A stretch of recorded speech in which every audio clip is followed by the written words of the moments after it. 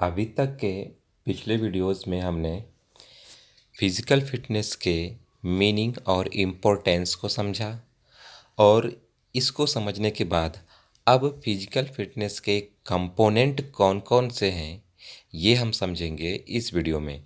और इसे समझने के बाद हमें पता चलेगा कि वाकई फिज़िकल फिटनेस होता क्या है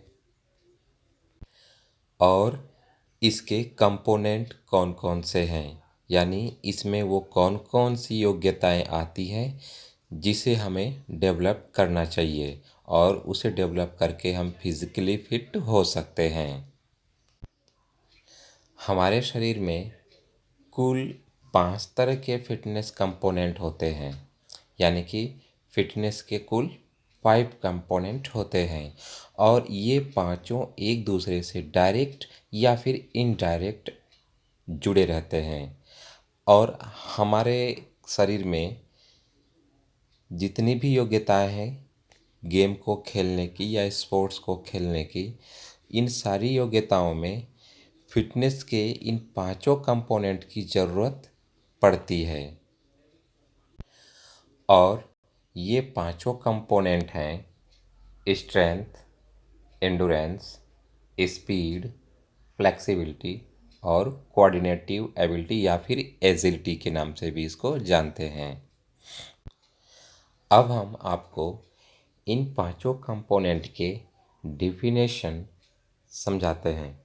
स्ट्रेंथ क्या है? जो पहला कंपोनेंट है स्ट्रेंथ, इसका मतलब होता है एबिलिटी टू ओवरकम रेसिस्टेंस, यानी कि एक ऐसी योग्यता जो आपको किसी भी अवरोध या प्रतिरोध के विरोध में, अपोजिशन में वर्क करने की जो क्षमता होती है उसको स्ट्रेंथ कहते हैं।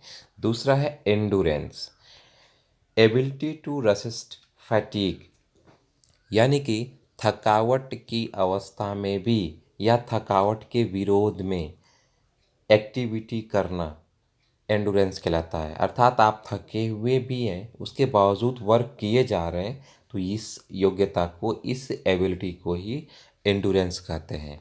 अगला है स्पीड। इसे तो आप सब लोग जानते ही हैं कि मूवमेंट फास्टर एक ऐसी एबिलिटी होती है जो आप काफ़ी तेज़ी से परफॉर्म करते हो, यानी कि minimum time maximum distance cover जब होता है तो उसे हम लोग स्पीड कहते हैं। अगला है फ्लेक्सिबिलिटी। फ्लेक्सिबिलिटी यानी कि ये है ability of a joints to move in maximum range.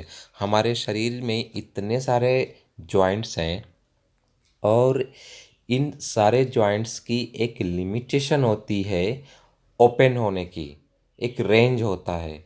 तो जो मैक्सिमम रेंज होता है हमारे बॉडी में हमारे जॉइंट्स के ओपन होने का, इसी मूवमेंट को हम लोग फ्लेक्सिबिलिटी के नाम से जानते हैं। और लास्ट है कोऑर्डिनेट एबिलिटी या फिर एजिलिटी। एजिलिटी को हिंदी में चपलता कहते हैं, यानी कि क्विकनेस आप कह सकते हैं। तो ability to perform movement with perfection and efficiency, यानी कि अगर आप कोई भी मूवमेंट कर रहे हैं तो उस मूवमेंट में आपका एक परफेक्शन होना चाहिए, एक अच्छा कोऑर्डिनेशन होना चाहिए।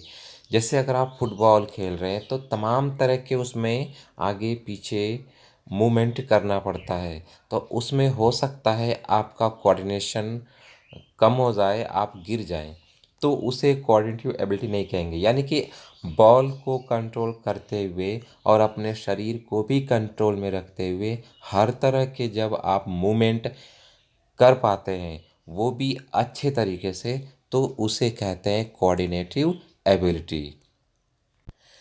अब हम आपको बताएंगे कि इन पांचों कंपोनेंट के टाइप्स के बारे में।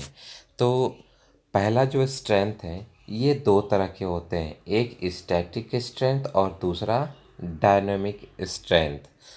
एंडोरेंस में भी दो तरह के होते हैं, एंडोरेंस भी दो टाइप के होते हैं, जैसे शॉर्ट टर्म एरोबिक एंडोरेंस या मस्कुलर एंडोरेंस, और दूसरा होता है लॉन्ग टर्म या फिर एरोबिक या फिर कार्डियोवैस्कुलर एंडोरेंस भी के नाम से भी इसको जानते हैं। अगला है स्पीड। तो स्पीड तीन तरह के होते हैं, यानी कि स्पीड के तीन भाग हैं। एक रिएक्शन टाइम, दूसरा एक्सेलरेशन और तीसरा स्पीड ऑफ मूवमेंट।